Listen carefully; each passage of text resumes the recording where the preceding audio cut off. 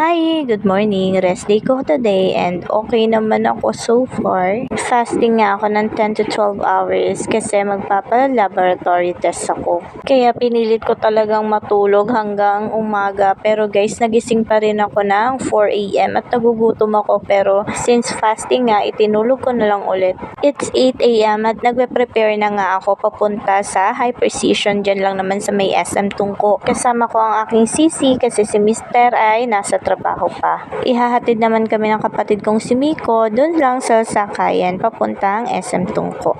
Need ko nga magpa-lab test kasi nag-consistent na high blood ako. As in for 1 week, everyday is pina-BP monitoring ako ni Doc. At yun nga, hindi normal yung BP ko. So yan guys, paalis na kami para naman makuhanan na ako ng dugo at makakain na.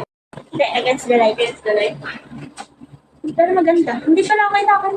Ayan! Taliwanag. Yan, hanggang dyan. Ready? Yes, sir. Kita ka. Dito.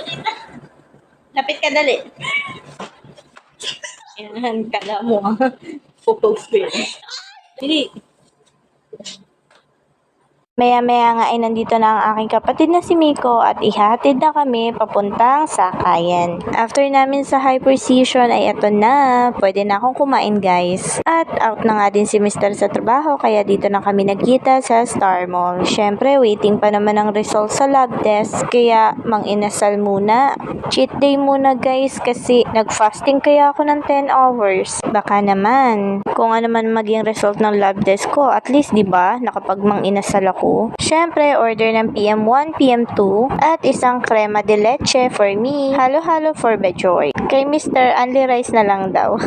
So, yun lang guys. After this, uwi na kami. Bye!